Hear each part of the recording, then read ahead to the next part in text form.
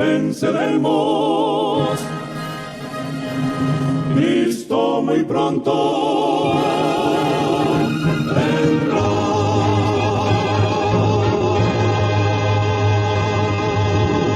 Bien, vamos a entrar en materia. Ahora en el capítulo 11, vamos a leer antes en el capítulo 10. Libro de Génesis, capítulo 10. Aquí comienza todo lo que será esta gran rebelión contra Dios. Leemos en el capítulo 10, libro de Génesis, cómo se repobló la tierra. Leemos del verso 6 en adelante. Los camitas, los hijos de Can, Cud, Fu, Misraim, Canaán, los hijos de Cus, Seba, Ávila, Sata, Rama, Sateca, y los hijos de Rahama, Seba y Dedán. Cus fue padre de Nimrod. Aquí está apareciendo ahora el personaje en el cual vamos a centralizar esta predicación. Aquí está apareciendo el nombre de Nimrod y su padre fue Cus, el primero que llegó a ser poderoso en la tierra. Este fue vigoroso cazador ante el Señor. Por eso se dice, así como Nimrod, vigoroso cazador ante el Señor. Los primeros centros de su reino fueron, oiga bien, Babel, Eret, Acab y Calne, en la tierra de Sinar. Y de esa tierra salió para Asiria y edificó a Nínive, Rehoboth y Cala, y entre Nínive y Cala la gran ciudad de Resén. Aquí vemos entonces cómo este hijo de Cus, y Cus era hijo de Can, que era hijo de Noé, es decir, de donde desciende toda la raza humana que hay sobre la tierra, porque los antidiluvianos habían sido barridos y no había entonces hombres fuera de los 3 hijos de Noé y las 3 mujeres de ellos. Es decir, con estos 3 hijos vuelve entonces a repoblarse el planeta, vuelve de nuevo a repoblarse el mundo de Can, Sem y Jafet. Es decir, estos 3 hijos de Noé son los que vuelven a repoblar el planeta.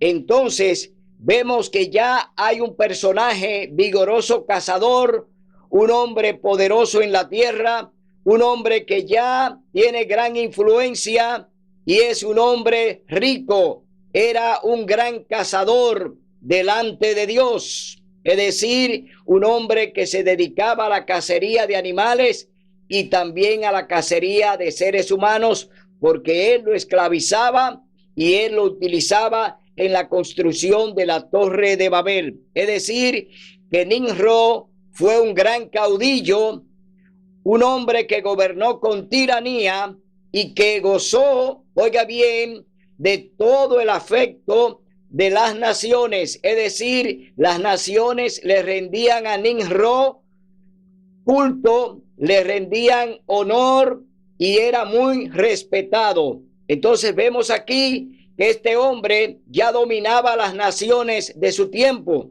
Ya las naciones y las religiones de su tiempo ya eran gobernadas por Nimrod.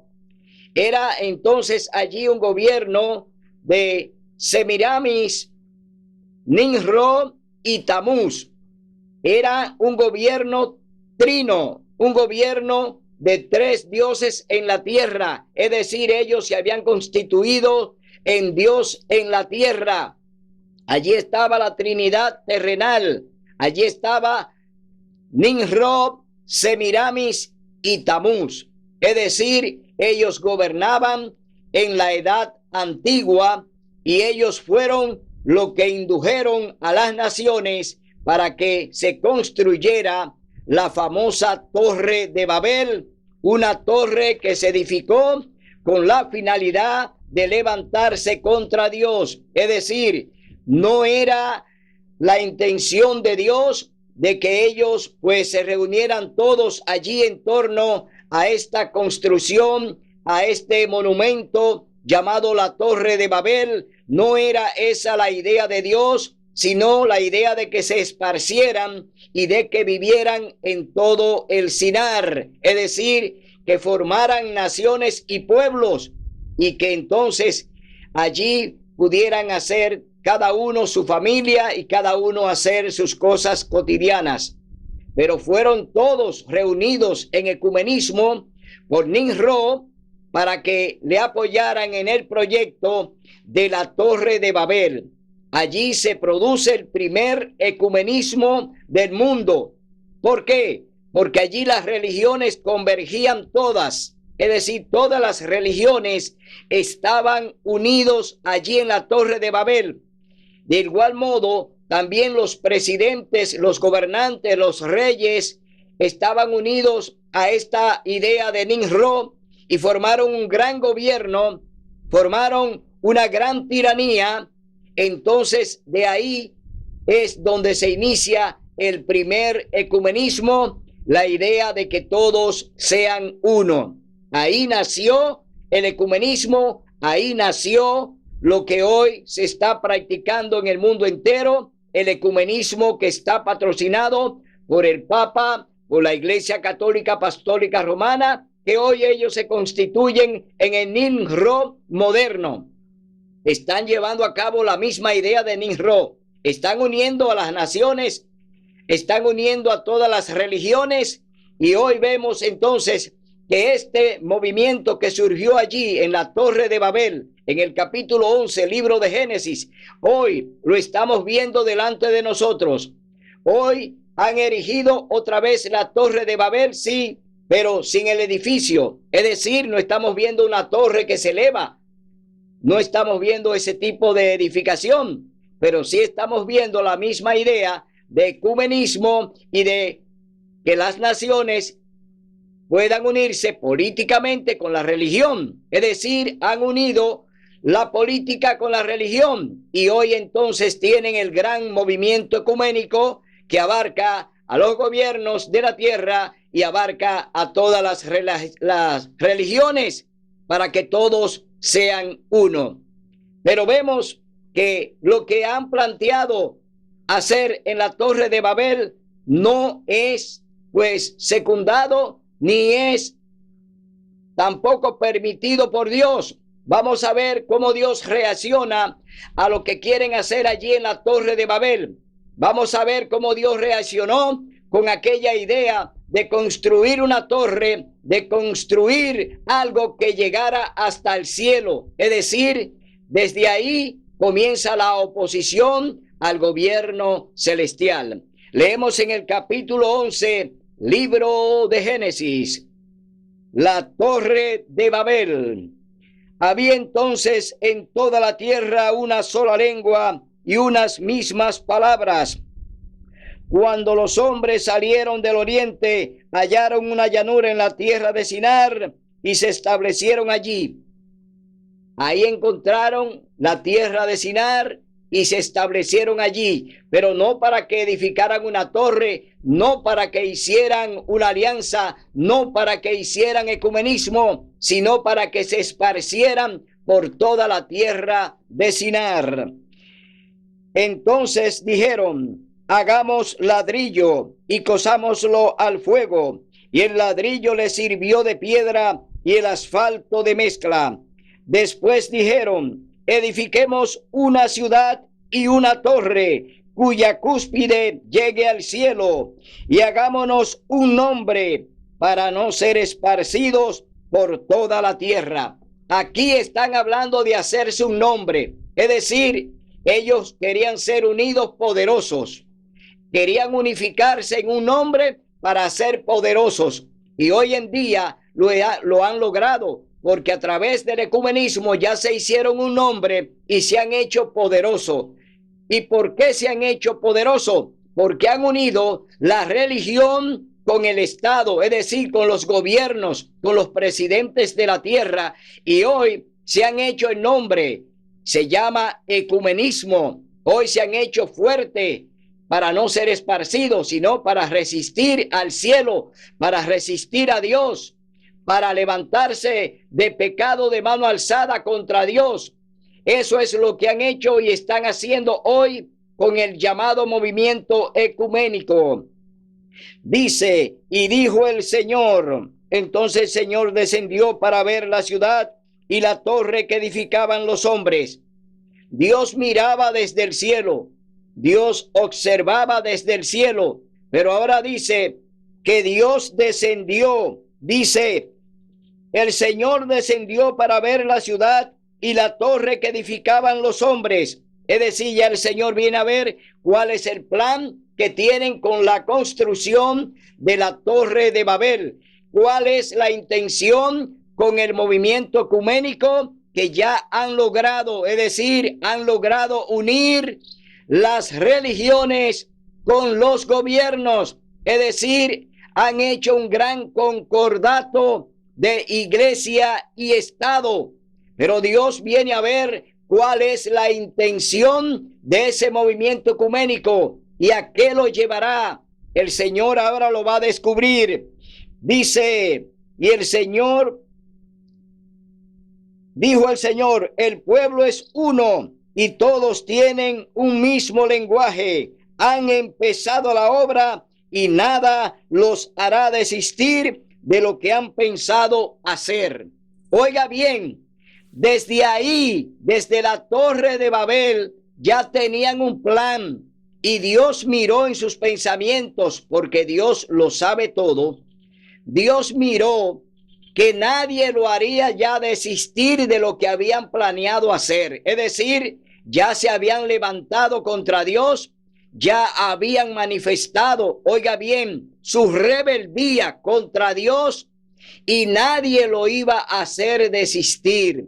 Es decir, se unieron en ecumenismo, se unieron en concordato, se unieron contra Dios, contra su ley, contra su mandato, contra su orden. Es decir, están en rebeldía contra Dios y nadie lo hará desistir de lo que han pensado hacer. De igual manera, hoy el movimiento ecuménico está en la misma parte que estuvieron los que estaban allí construyendo la Torre de Babel. Es decir, vemos que ellos tenían una sola idea. Han planeado hacer una oposición a Dios allí en la Torre de Babel. Empezaron la obra y nadie lo hará desistir de ello. Entonces, de igual manera, hoy el ecumenismo se propone con los gobiernos de la tierra invalidar la santa ley de Dios para promulgar el domingo como día de culto. Es decir, el plan que había allí en la Torre de Babel era desconocer la ley de Dios. Era ello hacer un gobierno que no tuviera que ver nada con Dios y que Dios no tenía que meterse con ellos. Es decir, un gobierno independiente donde Dios no iba a tener ninguna participación. Es decir, ellos iban a constituir su misma religión, ellos iban a hacer su propio gobierno, es decir, sus leyes, y que Dios no tenía que meterse con ellos. Esa idea nadie lo iba a hacer desistir de ella. De igual manera, hoy el ecumenismo tiene la misma intención. El ecumenismo hoy plantea cambiar los mandamientos, destituir el cuarto mandamiento de la ley de Dios el sábado, para entonces promulgar el domingo como día de culto. Es una alianza parecida a la que se hizo allí en la Torre de Babel. Hoy esa alianza está en vigencia y se está ejecutando en el planeta. Los diferentes movimientos están trabajando para la promulgación de la ley dominical en la parte religiosa a través del ecumenismo con las religiones que están pidiendo que se promulgue el domingo como ley dominical para el culto a Dios, como los gobiernos que también están para recibir esa orden del Vaticano, del papado, para entonces formar el decreto y promulgar una ley civil que será aplicada en el área religiosa. Oiga bien, los gobiernos no pueden hacer leyes religiosas. Sin embargo, la Iglesia Católica está llevando a los gobiernos que aprueben una ley religiosa para que el domingo sea día de culto, para que el domingo sea dedicado a Dios. Es decir, invalidar una ley divina, la ley de Dios, el cuarto mandamiento que habla del santo sábado. Este es el plan que tiene el ecumenismo. Ese es el plan que había en la Torre de Babel. Desconocer la ley de Dios por completo. Es decir, Dios no iba a tener ninguna participación con lo que se iba a realizar en la Torre de Babel. Por eso Dios desciende. Por eso Dios quiere mirar cuál es el pensamiento, cuál es la actitud que el hombre tiene hacia él. Es decir, Dios viene a ver qué están haciendo los hombres. Dice el Señor: ahora pues, descendamos y confundamos allí su lenguaje, para que ninguno entienda el habla de su compañero. Así el Señor los esparció por la faz de toda la tierra y dejaron de edificar la ciudad. Por eso fue llamada Babel, porque allí el Señor confundió el lenguaje de toda la tierra y desde allí los esparció por toda la tierra. Es decir, Dios entonces hace cumplir lo que Él mandó. Dios les dijo que tenían que poblar toda la tierra de Sinar, que tenían que allí pues poblarla, pero no concentrarse en un movimiento contra Él. Y Dios aquí entonces confunde sus lenguajes, es decir, ahí viene el don de lengua. Ahí comenzó el don de lengua con los idiomas. Cada pueblo habló un lenguaje y se fue para su lugar. Cada pueblo se fue con su lenguaje y se dividieron. Es decir, los idiomas nacen en la Torre de Babel, aunque fue una confusión, pero para que no se edificara la torre y para que la idea no prosperara, entonces Dios lo que hace es que confunde la lengua de cada uno y entonces no pueden entonces entenderse, no pueden entonces ponerse de acuerdo como lo hacían antes de que el Señor produjera eso de la división de la lengua que ellos hablaban. Era un solo idioma, es decir, se oía la voz de Dios. El mandato de Dios se escuchaba porque solamente se obedecía esa voz, era la voz del Señor.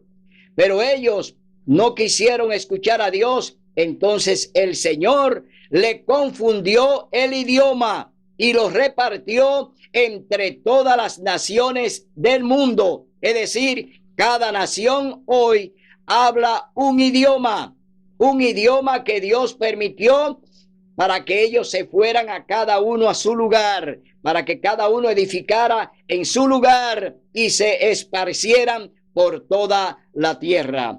Vamos a leer ahora en el libro de Romanos, capítulo 1. Vamos a ver lo que dice Romanos, capítulo 1, acerca de lo que Dios realmente permitió que sucediera.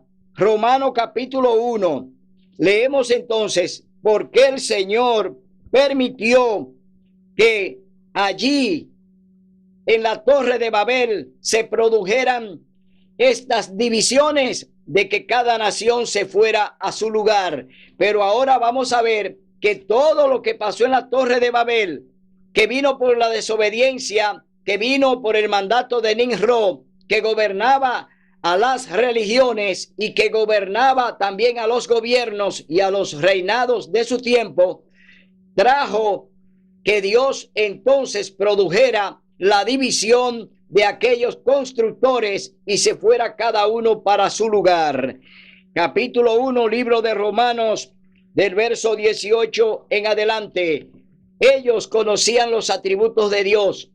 Ellos conocían los atributos de Dios porque ya el Señor había hablado por boca de Enoc y por boca de Noé. Es decir, Dios había hablado ya de su existencia y de todo lo que había hecho. y también conocían del diluvio. Es decir, ellos no estaban ajenos a todo lo que Dios había hecho. Es decir, tenían conocimiento de Dios, pero tenían un pecado de mano alzada. Estaban construyendo una torre para levantarse en contra de Dios. Por si el Señor mandaba de nuevo otro diluvio, ellos no iban a perecer. Esa fue la idea de Nimrod y de quienes le acompañaban. Entonces leemos en el capítulo 1, verso 18 en adelante, libro de Romanos. La ira de Dios se revela desde el cielo contra toda impiedad e injusticia de los hombres, que suprimen la verdad con su injusticia. La ira de Dios se revela desde el cielo. Claro, se reveló contra Satanás, contra Lucifer, contra el que pecó por primera vez en el cielo. Fue lanzado del cielo a la tierra con sus ángeles. Es decir, desde ahí comienza entonces la justicia de Dios. Desde el cielo con Lucifer, que fue lanzado a la tierra y que es el gran tirano y es el que pone en rebeldía a los hombres contra Dios. No se ponen solo los hombres contra Dios. Satanás está obrando a través de ellos. Es decir, la gran rebelión que hay la está patrocinando Satanás. Es decir, él está detrás de todos los movimientos que van en contra de Dios. Él es el gran desobediente. Él es el que tira por tierra la palabra de Dios. Dice la ira de Dios.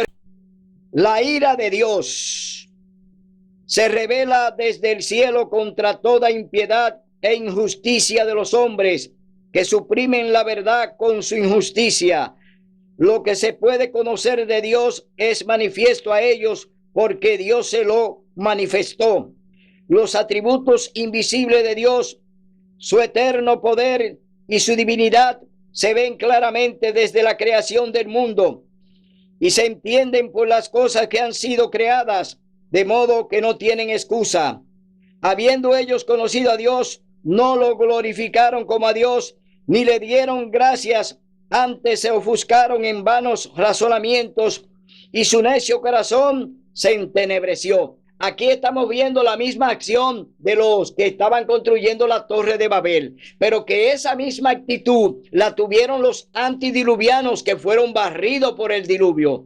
Entonces, vemos que una generación entonces sale, muere, desaparece y entonces surge otra generación que es la de los 3 hijos de Noé. Es decir, a través de ellos viene otra generación, pero que ya no tienen excusa, porque ya Dios había manifestado su poder y su grandeza. Es decir, Dios se había dado a conocer con todos los eventos que Él mandó y todas las cosas que Dios permitió. Por eso vemos que ya, como dice el apóstol Pablo, dice, se ofuscaron en vanos razonamientos y su necio corazón se entenebreció.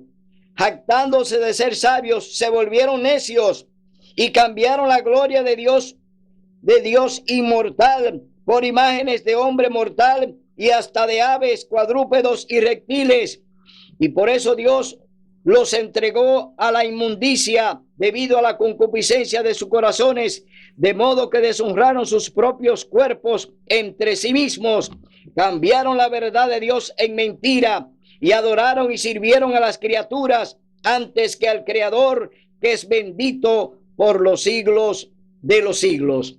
Aquí vemos que ya Dios a los antidiluvianos pues lo entregó a la destrucción, al juicio que hizo cuando envió a Noé a predicarle por 120 años. Entonces, de igual modo, lo que están construyendo la Torre de Babel ya tienen un precedente de la ira de Dios, tienen un precedente de cómo Dios gobierna. Dios es soberano en el cielo y en la tierra, pero los hombres no quieren escuchar a Dios, los hombres no quieren saber nada de Dios, se hacen necios en sus propios pensamientos, es decir, ellos quieren hacer las cosas a su manera, en rebeldía hacer las cosas en contra de Dios, echando la ley de Dios por tierra, es decir, no quieren obedecer la santa ley de Dios, el mandato que Dios nos ha dado para que obedezcamos para vivir. Y vemos entonces que ya la degradación ha llegado a nuestros días. Hoy vemos las naciones están igual que en los tiempos de la Torre de Babel. Andan buscando edificar un movimiento mundial para echar la ley de Dios por tierra. Es decir, se están uniendo como en la Torre de Babel para echar la ley de Dios por tierra. Es decir, enterrar el cuarto mandamiento del Santo Sábado para promulgar entonces una ley dominical que será la que regirá en el planeta. Vemos entonces que los planes hoy no son ya de Nimrod. Los planes de hoy en día son ya del papado. A través del Vaticano se está entonces gestando la gran alianza, la nueva Torre de Babel, el nuevo orden mundial que fue el que comenzó allí con Nimrod en la Torre de Babel. Es decir, el nuevo orden mundial, no el que Dios había establecido, lo inició Nimrod en la Torre de Babel. Y ahora lo continúa el nuevo Nimrod, que es el Papa. Es decir, todo lo que se está haciendo ya sucedió. Todo lo que estamos viendo ya pasó, pero hoy se está repitiendo la historia.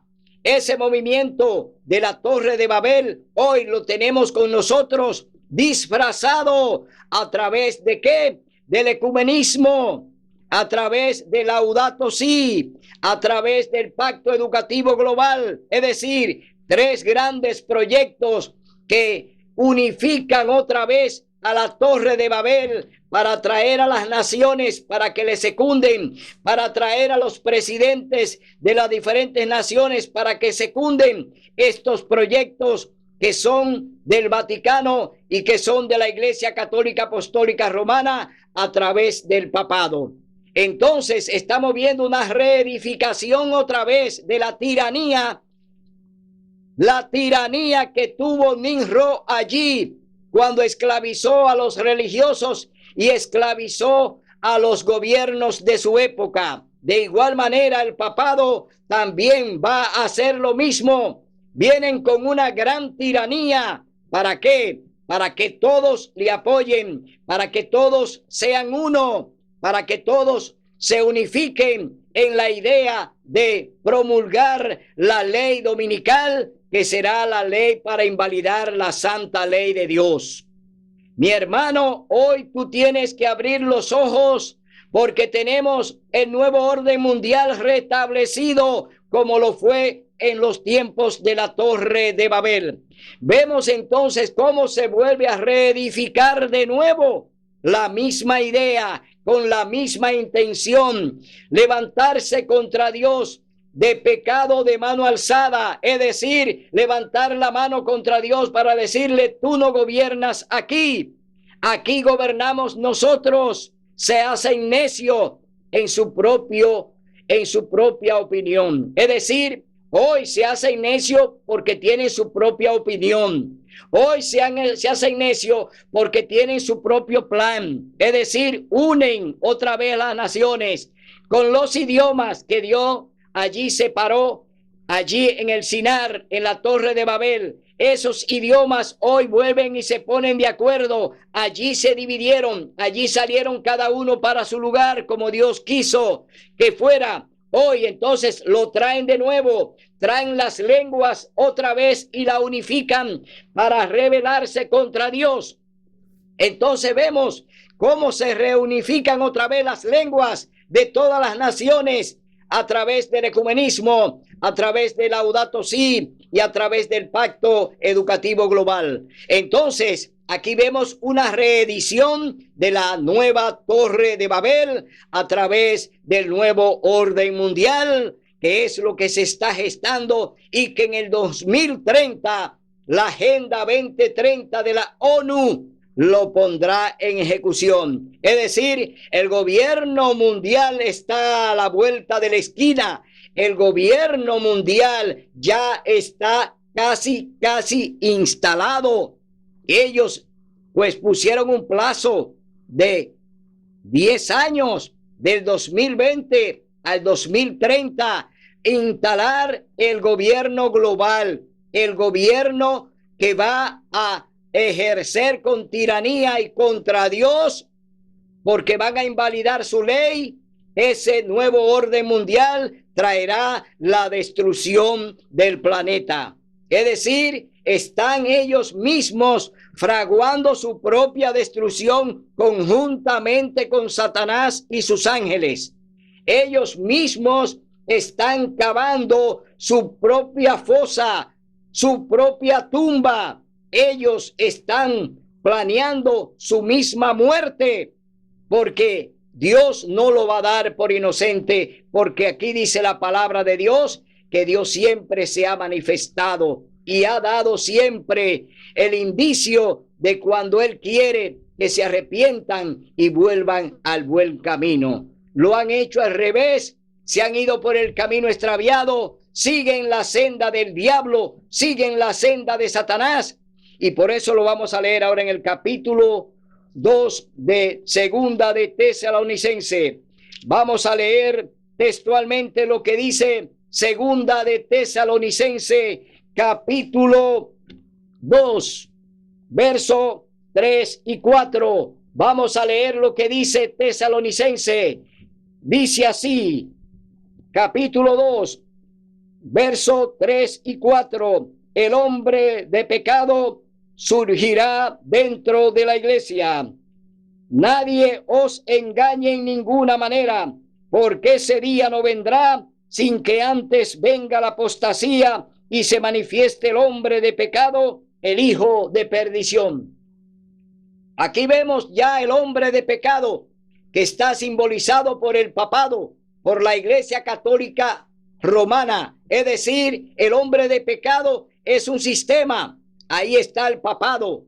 Pero el hijo de perdición es Satanás, que se perdió cuando fue lanzado del cielo a la tierra, cuando desobedeció a Dios y allí violó la ley de Dios, violando el 10º mandamiento que dice: no codiciarás nada de tu prójimo. Es decir, Satanás codició el trono de Cristo, el trono de Jesús. Satanás lo codició y fue lanzado del cielo a la tierra, y la tercera parte de los ángeles con él. Vemos entonces que aquí la carta de Tesalonicenses nos está diciendo que el hombre de pecado es el sistema papal. Es decir, estamos viendo que aquí ya se identifica al hombre de pecado, que es el sistema papal. Pero también vemos que el hijo de perdición es Satanás. Es decir, Satanás peca contra Dios en el cielo y por eso se pierde. Y dice en el verso 4 que se opondrá y se saltará contra todo lo que se llama Dios. Satanás se opone contra todo lo que se llama Dios o que se adora. Entonces estamos viendo que Satanás es el gran opositor, pero usa un sistema. ¿Y qué sistema está usando Satanás para oponerse a Dios? Está usando la Iglesia Católica Apostólica Romana. A través de la Iglesia Católica Apostólica Romana, Satanás se manifiesta al mundo y se opone a todo lo que se llama Dios, porque la Iglesia Católica es una iglesia de idolatría, una iglesia que adora a los santos, una iglesia que cree en la inmortalidad, es decir, que ellos son inmortales cuando el único inmortal es Dios. Practica el espiritismo porque cree que los muertos vuelven a vivir otra vez y que le salen a su familia, es decir, que los muertos vuelven y salen otra vez. Eso se llama espiritismo, y la Iglesia Católica practica eso cuando le hace una misa a un muerto, cuando le hace 9 días de rezo a un muerto. Eso es espiritismo. La Biblia dice en el capítulo 9, verso 5, libro de Eclesiastés, dice: Los vivos saben que han de morir, pero los muertos nada saben, no tienen más paga, hasta su memoria quede en el olvido, también su amor y su odio perecieron ya. Entonces, todas estas prácticas de la Iglesia Católica Apostólica Romana la llevan a ser la gran opositora de Dios. Ellos se oponen a la doctrina y a lo que Dios enseña a través de su palabra, porque ellos no creen en la Biblia, ellos creen en el magisterio de la Iglesia. Y el magisterio de la Iglesia no puede estar por encima de la Santa Biblia, la palabra santa de Dios. Y ellos le hacen oposición a Dios, también enseñando sus doctrinas falsas, dándole a beber su vino de fornicación. El vino de Babilonia lo tiene embriagado, están borrachos, porque Babilonia le ha dado a beber de sus doctrinas, le ha dado a beber de su vino, que está fermentado y que lo está envenenando. Seguimos leyendo en el capítulo 2, verso 4, que se opondrá y se saltará contra todo lo que se llama Dios o que se adora, hasta sentarse en el templo de Dios como Dios, haciéndose pasar ¿por quién? Por Dios. El Papa dice ser el vicario de Cristo. Él dice ser el sustituto de Cristo en la tierra. Es decir, él está plagiando al Espíritu Santo. El vicario que está en la tierra y que fue dejado por Jesús es el Espíritu Santo. Dios no ha dejado ningún hombre para que le represente con el título de él en la tierra. El Papa entonces está usurpando solamente todas las cosas que pertenecen al Espíritu Santo. El Papa se le ha atribuido como representante de Dios en la tierra. Esa es una gran blasfemia. Ese es un pecado de mano alzada. El Papa se ha rebelado contra Dios de manera que hoy en día vemos esta gran oposición a través de estos proyectos, como es el ecumenismo, que todos sean uno, como es el proyecto de Laudato Si, salvemos el planeta, y el proyecto educativo que va en torno a la educación mundial, es decir, movimientos y proyectos que van en contra de Dios, que no están a favor del cielo, hoy lo están practicando a través de la Iglesia Católica Apostólica Romana. El Papa no representa a Dios en la tierra. El Papa es un pecador. Lo dice la palabra de Dios. Por cuanto todos han pecado, estamos destituidos de la gloria de Dios. Es decir, no hay uno solo.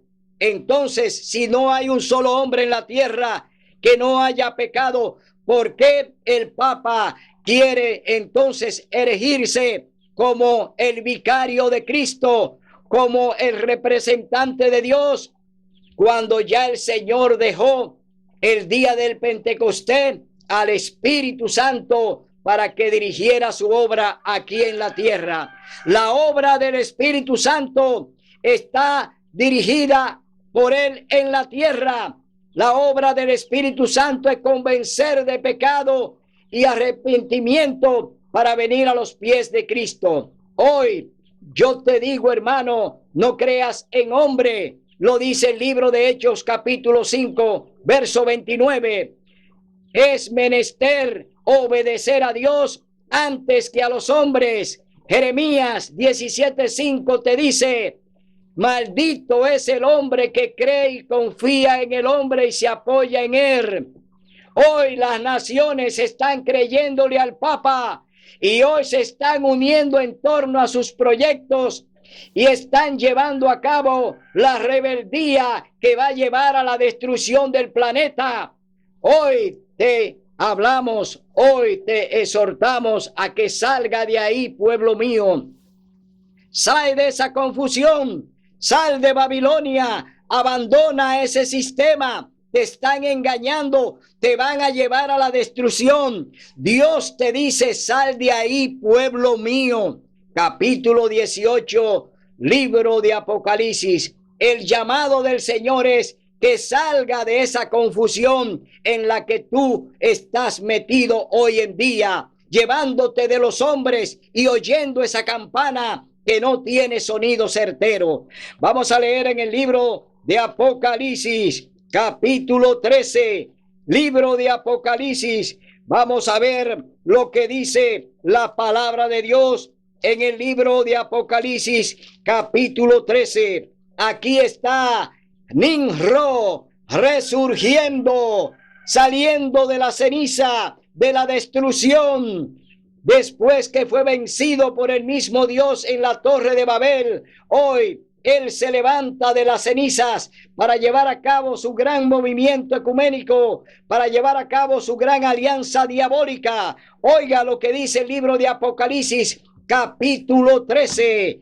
Aquí habla de que ese sistema, el sistema papal, iba a recibir una herida mortal en el año de 1798, cuando el general Berthier entró al Vaticano y destituyó al Papa. Es decir, ahí sufrió una herida mortal en el área civil. Es decir, se le quitaron los controles civiles que tenía el papado. La gran alianza del papado con los gobiernos era que ellos podían gobernar en el área civil, ellos podían quitar y poner reyes, ellos podían tumbar gobiernos y poner gobiernos, pero esa herida se produjo en el año de 1798, cuando fue destituido el Papa, y entonces recibió una herida mortal. Pero dice la palabra de Dios en el libro de Apocalipsis, capítulo 13, verso 3 en adelante, dice: y una de sus cabezas parecía herida de muerte. ¿Cuál cabeza fue herida? La cabeza del área política, es decir, del mandato civil político que tenía el gobierno del papado. Le fue quitada cuando sufrió esta herida mortal. Dice: pero su herida mortal fue sanada, y toda la tierra se maravilló y siguió a la bestia. Entonces está hablando de una herida mortal, pero no de muerte para quedarse ya definitivamente muerto, porque dice que también su herida iba a sanar, y esa herida sanó o comenzó a sanar en el año de 1929, cuando el gobierno de Mussolini le devolvió al Vaticano todo el mandato civil y le devolvió todas sus tierras y todas sus pertenencias. Es decir, ahí comenzó a sanarse la herida de muerte que sufrió en el 1798. ¿Cuándo comienza a recuperarse de nuevo? En el año de 1929, cuando el gobierno de Mussolini pues le devolvió al Vaticano toda la autoridad para volver a gobernar el planeta. Y dice: y toda la tierra se maravilló en pos de la bestia, y adoraron al dragón. ¿Quién es el dragón? ¿A quién adoraron en la tierra? A Satanás, el diablo. Ese es el nombre que le da Apocalipsis capítulo 12, del 7 al 9. Le llama el gran dragón, la serpiente antigua y Satanás. Es decir, está hablando del diablo. Dice que adoraron al dragón, que había dado autoridad a la bestia. La bestia es el sistema papal. Estamos hablando de un imperio, estamos hablando de un gobierno, estamos hablando de un sistema. No estamos hablando de un animal, estamos hablando de un sistema. Ese sistema es el sistema papal, que se le llama en Apocalipsis la bestia. Y adoraron a la bestia diciendo: ¿quién es como la bestia y quién podrá luchar contra ella? Y le fue dada una boca que hablaba palabras arrogantes y blasfemias, y le fue dada autoridad de obrar 42 meses. Es decir, por un periodo de 1260 años, la Iglesia Católica Apostólica Romana, oiga bien este dato, comenzó a perseguir al pueblo de Dios por 1260 años, que se está hablando de 42 meses de tiempo y la mitad de un tiempo. que es un periodo de 1260 años proféticos, es decir, la Iglesia Católica a través de la Inquisición iba a perseguir al pueblo de Dios, al pueblo remanente. Entonces vemos que Dios le permitió a la Iglesia Católica que causara esta gran masacre, matando a más de 50 millones de cristianos en el planeta, en el nombre del Señor Jesús, es decir, en el nombre de Satanás lo mataban, no en el nombre de Dios, porque el sexto mandamiento de la santa ley de Dios dice, no matarás. Es decir, Dios no puede dar esa orden de que se mate al cristiano porque ya ha confesado seguir a Dios y guardar su ley, su santo sábado. No se le puede dar esa orden de parte de Dios para que hagan eso. La dio el diablo, la ordenó Satanás a través del sistema católico apostólico romano. Es decir, Satanás obra. Oiga bien, Satanás obra a través del papado. Ahí está la silla de Satanás en el planeta. Ahí está su búnker.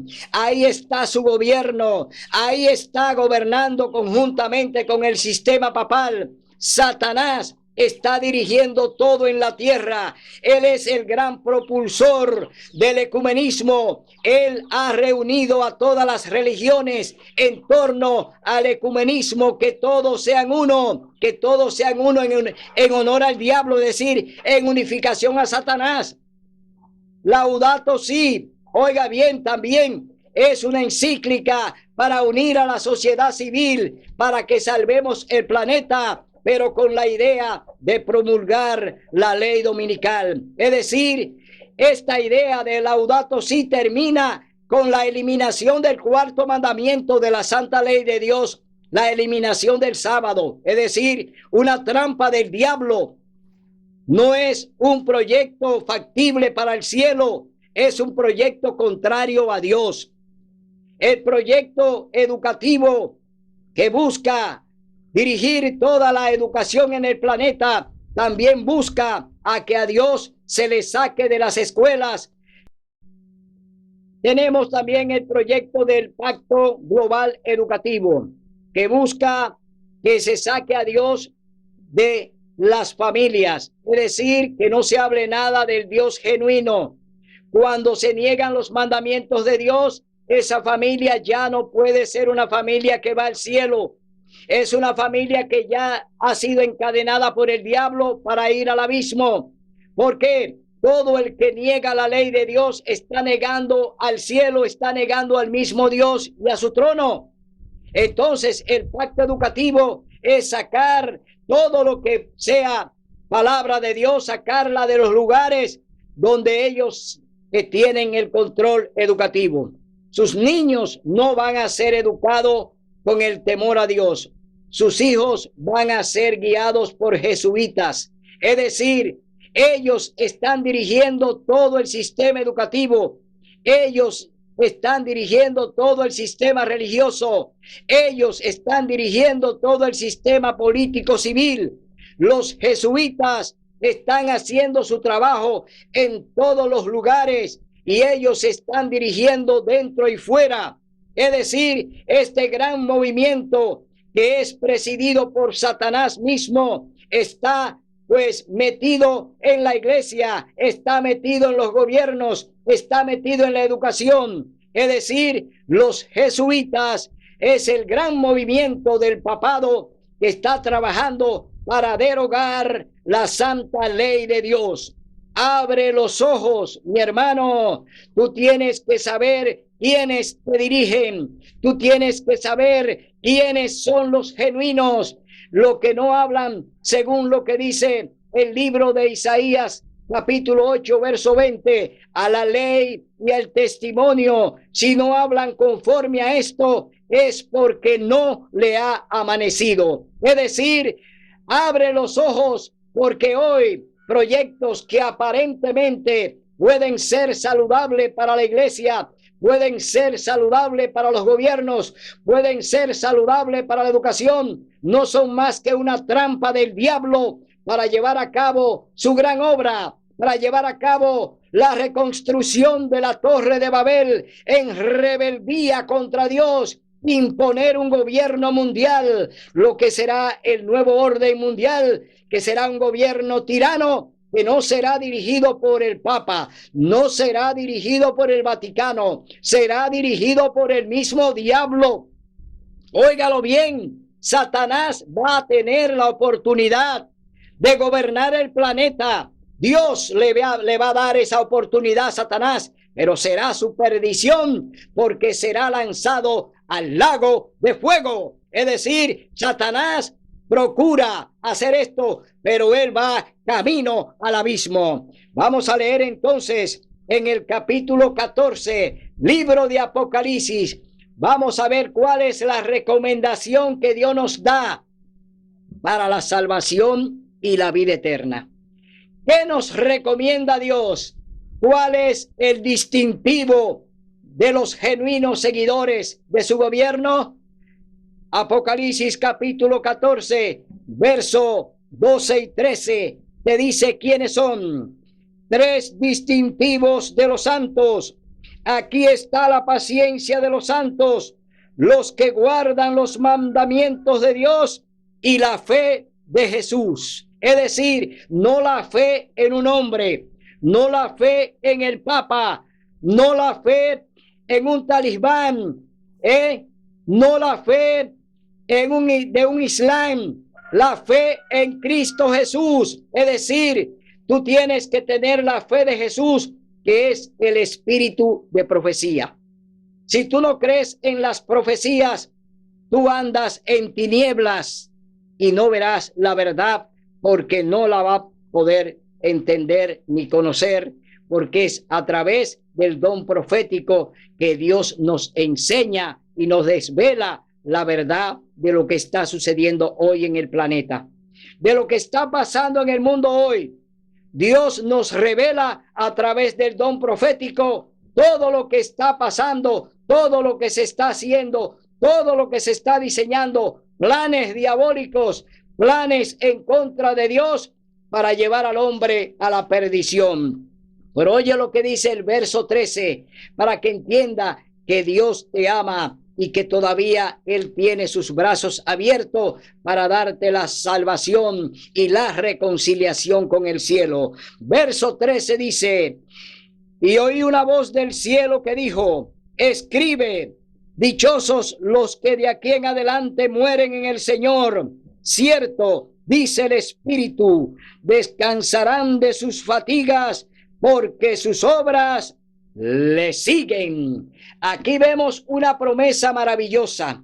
Aquí vemos que el Señor nos está diciendo que aunque maten tu cuerpo, no importa que lo maten, témele al que quiere matar tu alma. Es decir, que te quiere matar en espíritu, que te quiere quitar la fe, que te quiere quitar el creer en Cristo Jesús.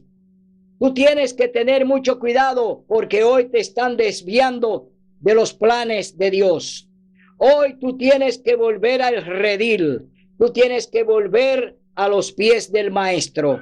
Hoy es el día de buena nueva, hoy es el día de salvación. Ven ahora a los pies de Cristo, dile: sí, Maestro, creo en tu palabra, confío en tu salvación y espero por ti, porque tú eres el único Dios en el que creo y confío.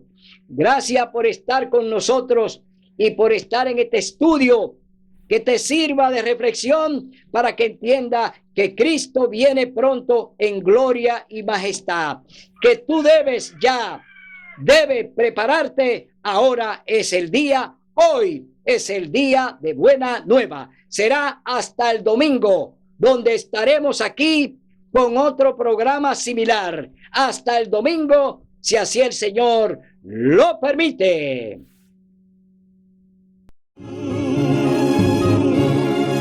Si venceremos, Cristo muy pronto